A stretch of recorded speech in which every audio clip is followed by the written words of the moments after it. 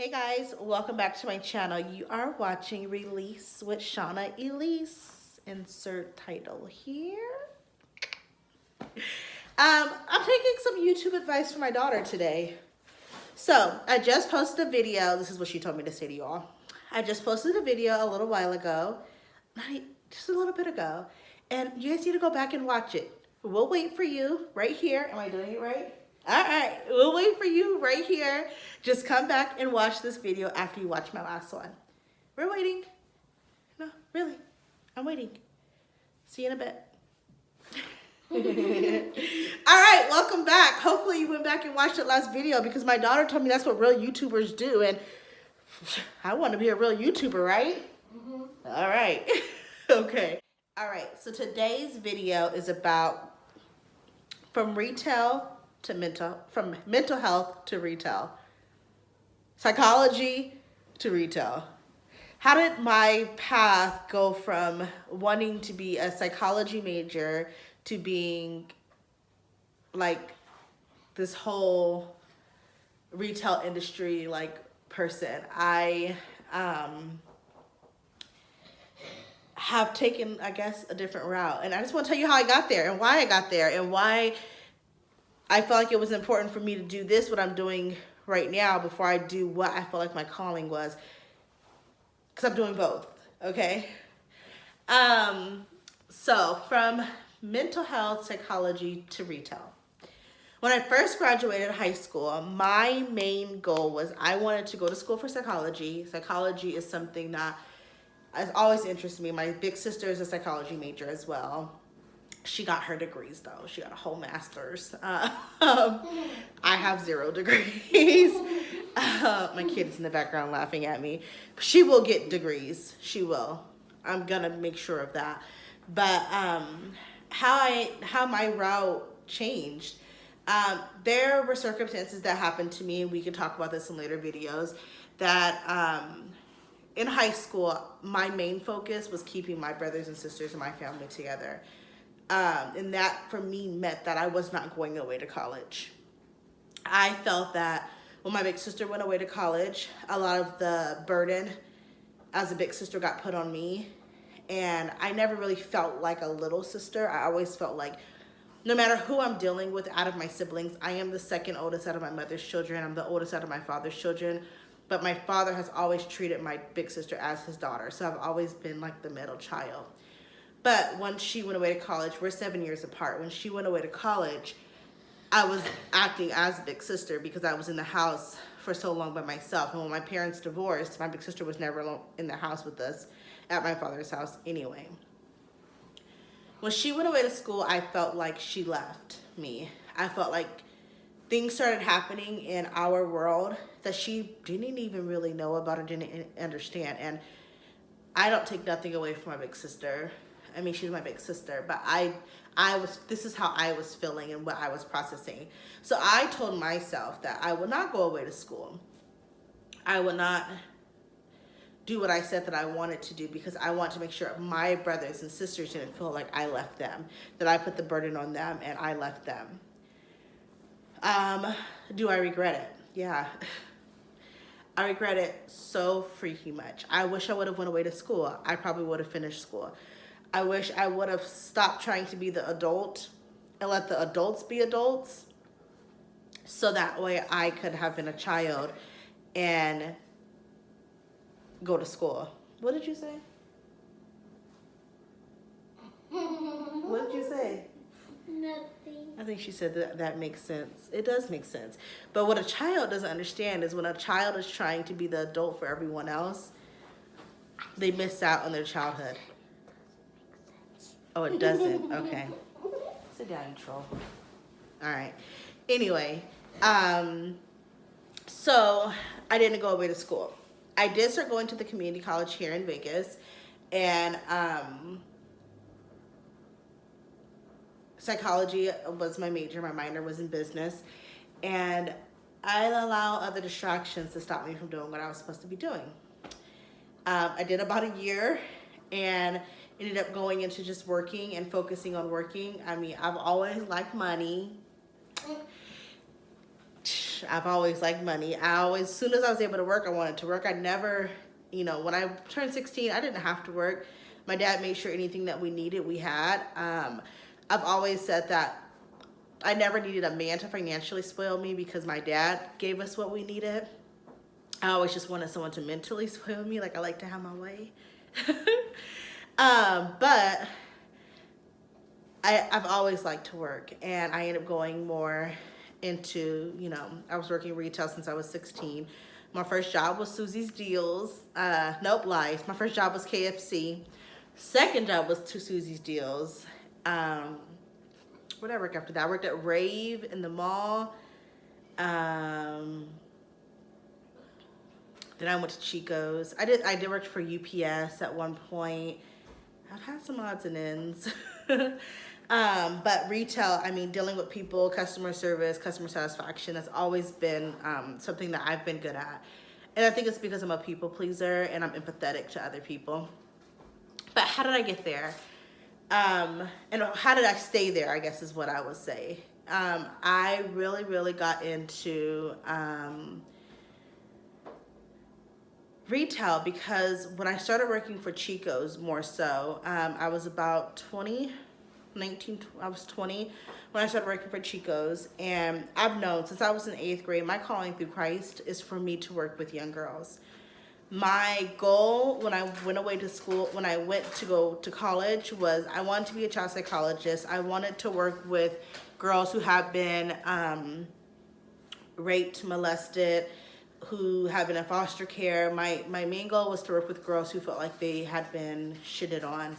Main goal was to work with people who felt like they had been given the short end of the stick, and to help them understand that mentality of them receiving the short end of the stick was not how their life needed to turn out. Their circumstances did not need to become how their life became. So that is what I felt my calling through Christ was. Then I felt like it was my calling just for my whole career path. And I ended up in retail. And I think what started that was I would be in the fitting room. I worked for Chico's, and I would be in the fitting room with these women. And at first it was kind of hard because, Chico's is known for older clientele, and I hate that they have that stigma. I understand why they have the stigma. That's their target, their target customer or whatever. But I feel like how you dress their stuff and how you put it together, it really can change the look of it, and it really can be for any age group. I would be head to toe in Chico's, and people would be like, "Oh, you're young and you can't, you don't wear Chico's," and that's what my mom wears, and I'm like, I'm head to toe Chico's right now. I digress. But it was hard for me because they would be in the fitting room with me, like no clothes on, in their panties, like grandma and granny panties, and I, had to be professional with them. I was 20 years old, and never ever did I ever disrespect anyone or make anyone feel any kind of way for being uncomfortable. But I would go home and I would tell my ex-husband at the time, who was my fiance at the time, like, they just take their clothes off, or they just open the fitting room and they're like naked. And we had a guy working there too, and it's like, whoa, like, you have to slow down. So like, once I got over that and I started to just get in the fitting room with them and get in there and sitting them down and getting their clothes on them, because sometimes they couldn't hold up and put their pants on and do everything all at once, and they needed us to be in there with them. And if you got in there and you did it with them, then they got through the process a little bit faster. You could clear out the room for someone else, and they could go down and go about their way because they had your assistance. So it was one time that stands out to me the most. I was in a fitting room with someone, and she wasn't older. She wasn't old. She was like 50 maybe. And she was talking to me, and she just looked at me and she goes, "Something about you, like, I really feel connected to you." And I'm like, "Oh, like, thank you." Like, I hear that a lot. A lot of people say that to me, like, it's something about me that makes them like want to talk to me or feel comfortable talking to me. I honestly think it's because I really believe in being non-judgmental. I don't care what you go through. I don't care what your occupation is. I don't care how much money you have or think you have, or what baller swag you think you got. Like, I am not appealed to any of that. that does not take you on a higher pedestal to me. Your integrity, how you treat people, and the energy you put out into the world to help others grow better and be better, that's the thing that, like, that's what gets me so hyped. Like, from a man, like, you can have money. Like, I'm glad that you have money. I'm glad you can financially take care of yourself. But how'd you get that money? What are you doing with that money? Are you investing in your community? Did you work hard to get there? And as you're working hard to get there, are you teaching other young men how to get there too? Like that right there, that right there, that'll get me over how much money you got. Like, you can have the most successful business ever and not have any revenue really to show from it because it's successful in what it puts out into the community. And that will make me want to be with you than someone who has a business that makes multi-millions of dollars, because it's the work and the integrity and the compassion that you put behind what you do that attracts me to people, period. Men, women, I don't give a damn, period. That's what makes me happy. So I've heard that a lot. And when she told me that, I was like, oh, thank you so much. And she's like, I want to tell you something. And I'm like, okay. And she's like, I have cancer. And I'm like, oh my God, I'm so sorry. She sits down. We're talking in the fitting room. And I'm like, I'm really, really sorry. What type of cancer do you have? And, have you told your family? This woman had not even told her family. She had known that she had cancer for a full year. It was in the fitting room with the girl from Chico's telling her that she had cancer.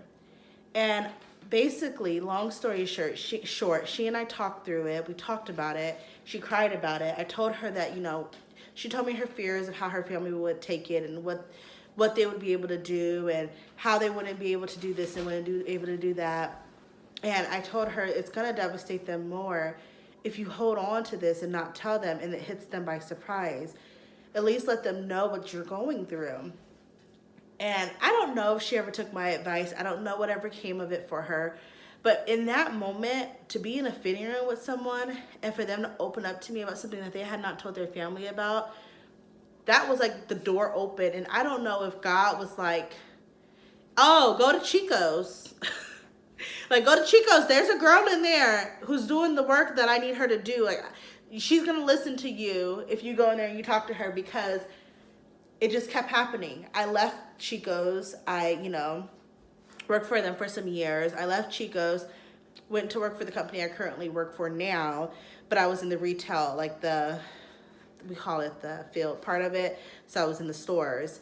And same thing would happen, and people would be like, oh, there's Shauna customers. Oh, there's a Shauna customer. There's a Shauna customer in the fitting room.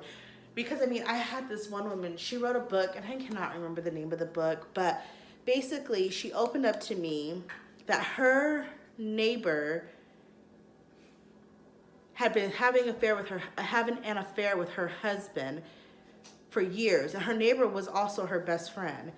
And she came into my store and she had a camera, and she was basically like trying to like reinvent her life, just, start over. She went through what she went through and she wrote a book about it, but she was also like trying to get through it. Like, she was trying to like, I'm not going to let this define me. I'm going to get over it. I'm going to get through it. At the same time, she lost her husband and her best friend and didn't see it coming. Like, they have been having an affair for years, and she didn't see it coming. And I'm in the fitting room with her, and everything she tries on. She's a homelier lady from like small town somewhere, trying on like these glittery boots and these $400 heels that come up to above your knee, and these little dresses. And not being inappropriate, but more so stepping out of what she would normally do for her life, and was asking me to take pictures as she was trying stuff on. At that time, I had a assistant manager, and she was telling me, I was in the fitting room with her, I think for like 2-3 hours. I was in the fitting room with her for a long time. And she was like, you don't have time to be working with her all that time. But this is how I was seeing things. And, once I got into management, I understood a little bit more. But I also know, still to this day, I was right for how I handled it. But there was enough sales associates on the sales floor. We weren't busy. And at that moment, that guest, she needed me. And I never ever did things for recognition from a guest to send something to my company. But there are times when you can really shape the vision of what someone has of a company by you being an outstanding employee. So I can make my company's name have a positive difference in someone's life or a negative difference in someone's life. She may remember my name and forgot what store she was in, or she may remember what store she was in and forgot my name. But she will remember the experience that I left for her. Either way it goes. So we're in the fitting room and I'm getting in trouble because she's like, no, you can't take no more pictures of her. You need to like stop going in the fitting room with her. She doesn't need you to help her do this. Like, she doesn't need you to zip this up or do that. And I'm like, okay, all right. Go back in the room. I keep doing what I'm doing. She broke down and she cried to me in the fitting room. I had another woman admit to me that she had cancer and she had not told her family in that same fitting room in the Mandalay Bay. Like, I had so many of these moments with people that I started to think, you know what? They were coming back. I mean, I already live in Vegas, but they live, all around the world. And they were coming back, and every time they came to Vegas, they came to see me. Every time they came to Vegas, they would only shop with me. So what I started doing was I would write stuff down. So one of the women who came in, her husband was going to have surgery like that June or something like that. So I put that down. I would send them text messages and say, hey, how's your husband's surgery? Hey, I know it's about a week out to your husband's surgery. Just wanted to check on you. Just wanted to see. Not only did that build a relationship between me and that guest, but it also built a relationship where they kept coming back and spending money within my company's pocket that I was working for. So it was a win-win situation. I was able to satisfy my need of helping people and letting people talk to me and letting people get things off the chest that they couldn't get off with anyone else. And at the same time, I was able to build confidence because the women who were, oh my gosh, women, we beat ourselves up so bad in the fitting room. We are so mean to ourselves. And I know that I probably do it too. And, I talk about self-love and I love myself and I love my body, but there are things about my body I don't like and I want to fix. Now, I'm not like hiding in a closet because I don't want nobody to see me, but there's things that women say about themselves in that fitting room where I'm like, what are you seeing? Like, your body is so amazing. You look like this, but their vision is so skewed because of everything that they have heard and everything that has been beaten inside of their head, that they don't understand that they're beautiful and they're amazing. And I'm ranting and I'm sorry, but my mom said to me at one point, she wishes I would go back to school. And, psychology is still something very, very important to me. And I think that, once I have my own business and I have my stuff going, I'm probably going to go back to school and, did you wash your hands?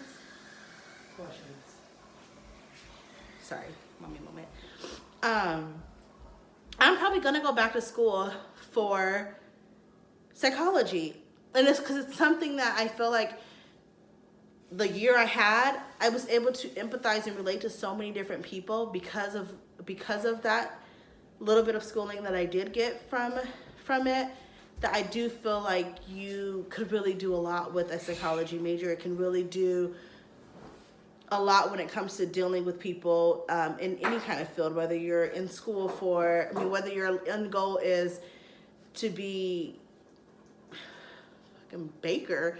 It teaches you how to understand people and relate to people and hear what they're saying before you talk back and talk at them. You can hear what they're saying, because to me that's important. But anyway, so my mom would say to me, I want you to go back to school. I want you to go get your degree. And I would be like, man, she's like, I want you to be able to make, a good amount of money. At the time I was making good amount of money because I was making good commission. It was commission versus salary. Commission versus hourly. I was one of the top salespeople in the company. And I was making good money. And then I was only working like 4 days a week too, because I would text with my clients so much then I wouldn't have to be in work to get a sale. So I was like, I don't want to work Saturdays. Like I was living the life. And I mean, yeah, I was struggling, but I was rebuilding too. I just gotten separated from my ex-husband.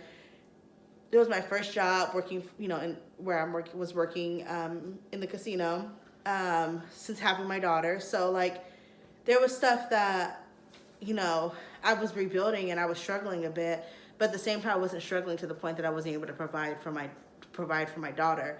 And I was doing what I loved. I was able to help people, but I was able to talk about clothing and sell, I hate selling shoes. Oh my gosh. And I think it's because this is what y'all heifers do. What size do you have in this? What size do you need?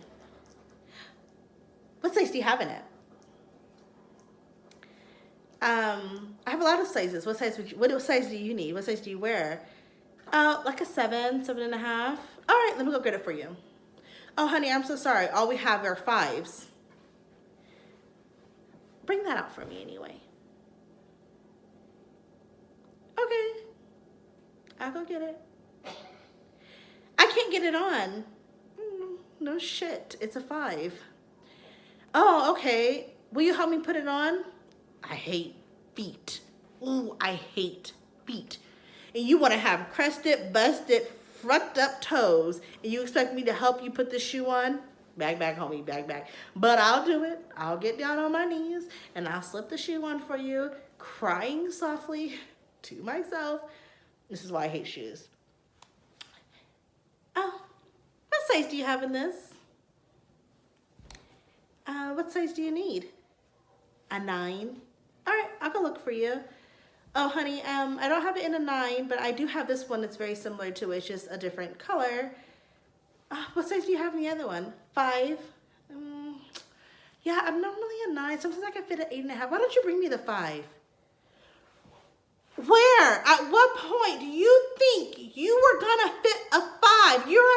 I don't care how this shoe runs. You're not gonna fit a 9. Shoes are all made differently. So that little explosion happened inside of me. All right, I'll go get it for you.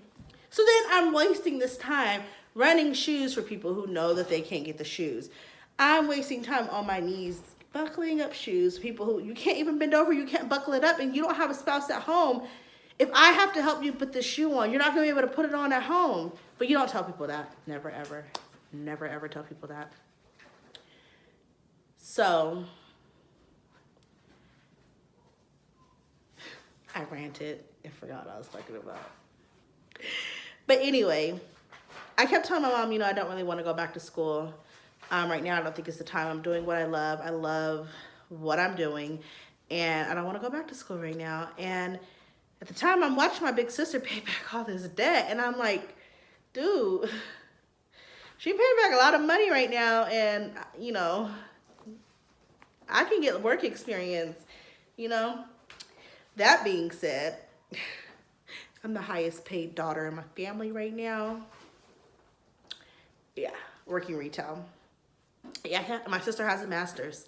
And I'm not saying that to downplay a degree at all. But I'm saying that I was able to do what I love in a field that I love, in a field that gets shitted on a lot. We get shitted on in retail a lot. And I still don't have no student loan debt. Still make a difference in people's life. And I'm the highest paid out of all 3 of my sisters. I mean, ow. But yeah, so that's how I went from psychology major to working in retail. And I hope that video wasn't all over the place. Thank you for watching Release with Shauna Elise. Say have a good one. Have a good one. What should they do? Hit that subscribe button and like and hit